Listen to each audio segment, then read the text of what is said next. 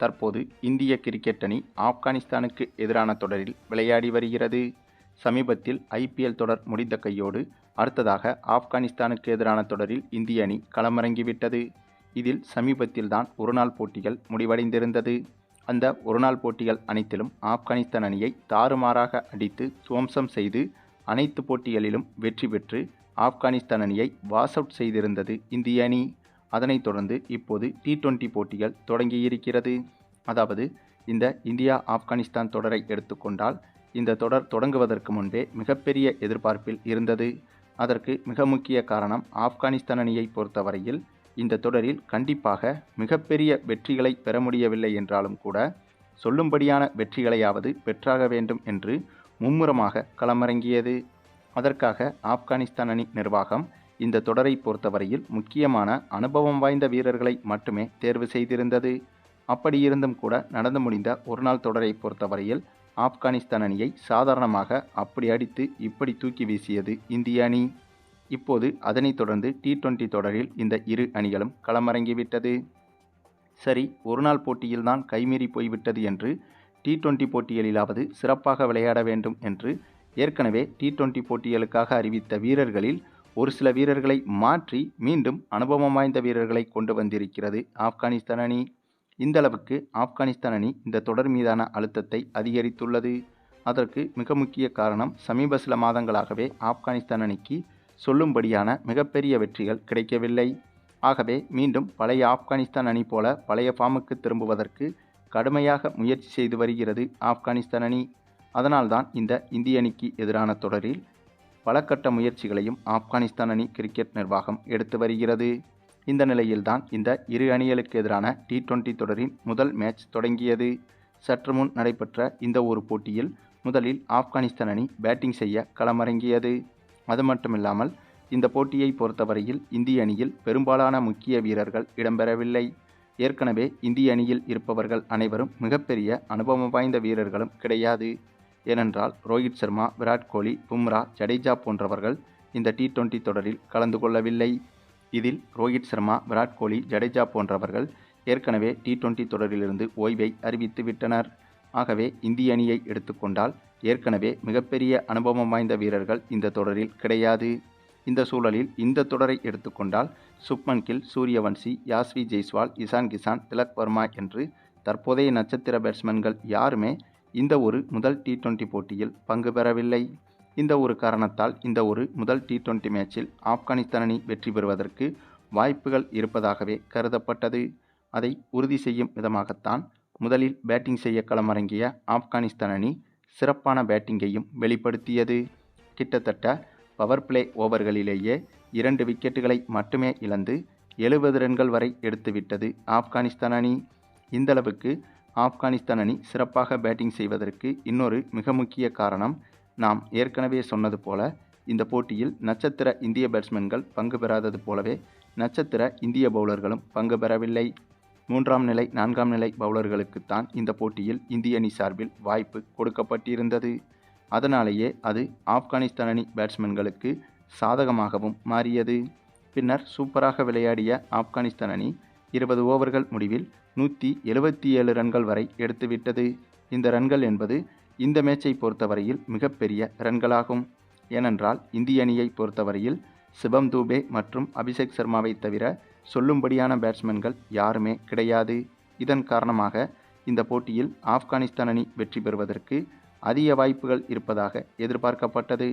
இந்த சூழலில்தான் இந்த 177 ரன்களை சேசிங் செய்ய களமிறங்கிய இந்திய அணியை பொறுத்தவரையில் இந்திய அணியும் ஆரம்பத்தில் சிறப்பாகவே விளையாடியது. குறிப்பாக அபிஷேக் சர்மா அதிரடியாக விளையாடி கிட்டத்தட்ட இவர் மட்டுமே 80 ரன்கள் வரை எடுத்து கொடுத்தார். அதேபோல கடைசி நேரத்தில் களமிறங்கிய சிவம் தூபேவும் அதிரடியாக விளையாடி 48 ரன்கள் வரை எடுத்து கொடுத்தார். இதன் காரணமாக ஓரளவுக்கு வெற்றியை நோக்கி வந்த இந்திய அணி கடைசி ஒரு சில ஓவர்களில் அடுத்தடுத்து விக்கெட்டுகளை இழந்ததால் இந்த போட்டி திடீரென இந்திய அணிக்கு கடினமாக மாறியது. பின்னர் கடைசி ஓவரில் 11 ரன்கள் எடுத்தால் வெற்றி என்ற சூழ்நிலையில் பேட்டிங் செய்த இந்திய அணியால் 10 ரன்கள் மட்டுமே எடுக்க முடிந்தது. இதன் காரணமாக இந்த போட்டி சூப்பர் ஓவருக்கு சென்றுவிட்டது. அதாவது இந்த ஆப்கானிஸ்தான் தொடரை பொறுத்தவரையில் இதுதான் முதல் சூப்பர் ஓவர் மேட்ச். இதற்கு முன்பு நடைபெற்ற ஒருநாள் போட்டியில் எந்த ஒரு மேட்சும் சூப்பர் ஓவராக நடைபெறவில்லை.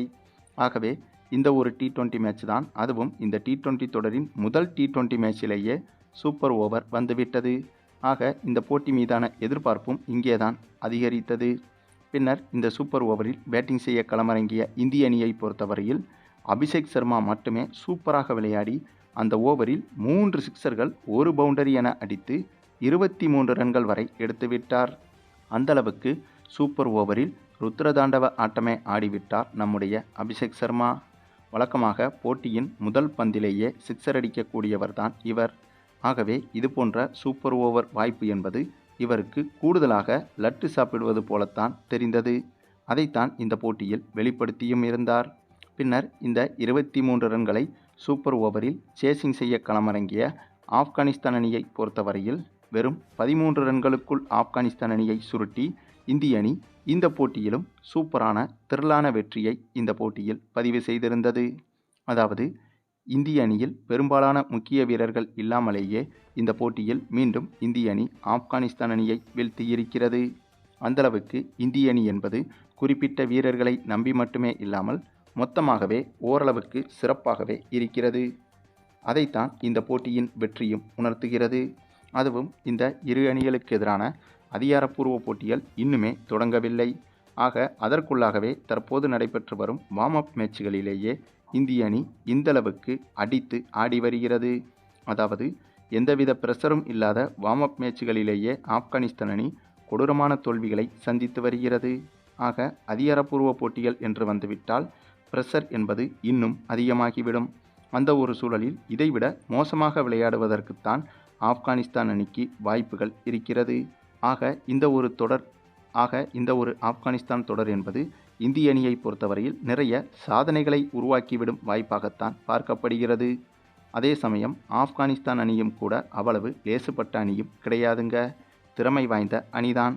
ஆனால் ஆப்கானிஸ்தான் அணியை விட திறமை வாய்ந்த அணியாக நம்முடைய இந்திய அணி இளம் வீரர்களை வைத்துக்கொண்டே இந்த போட்டியில் சிறப்பாக விளையாடி காட்டியது. அந்த இடத்தில்தான் நம்முடைய இந்திய அணியை கூடுதலாக பாராட்ட வேண்டும். அதிலும் நடந்து முடிந்த இந்த ஒரு போட்டியில் இந்திய அணியின் திறமையை பாராட்ட வேண்டிய இன்னொரு விஷயம் என்னவென்றால், இந்த போட்டியில் ஆப்கானிஸ்தான் அணி வீசிய 20 ஓவர்களில் கிட்டத்தட்ட 15 ஓவர்கள் வரை ஒவ்வொரு பவுலர்களும் சரியான லென்த்தில் பந்து வீசியிருக்கிறார்கள். அதாவது இந்த போட்டியில் ஆப்கானிஸ்தான் அணி வீசிய மொத்தமாக 126 பந்துகளில் சூப்பர் ஓவரையும் சேர்த்து கிட்டத்தட்ட 90 பந்துகள் சரியான லென்த்தில் வீசப்பட்ட பந்துகளாகும். ஆக அந்தளவுக்கு தெளிவான அணுகுமுறையை தான் இந்த போட்டியில் ஆப்கானிஸ்தான் அணி கையாண்டுள்ளது. ஆனாலும் திறமை வாய்ந்த இந்திய அணி முன்னால் ஆப்கானிஸ்தான் அணியின் இந்த ஒரு அதீத திறமையும் கூட ஒன்றுமே இல்லாமல் போய்விட்டது என்றுதான் சொல்ல வேண்டும். சரி, நீங்கள் சொல்லுங்கள், இந்திய அணியின் இந்த ஒரு சூப்பர் ஓவர் வெற்றியை பற்றி உங்களுடைய கருத்துக்களையும் கமெண்டில் தெரிவிங்க.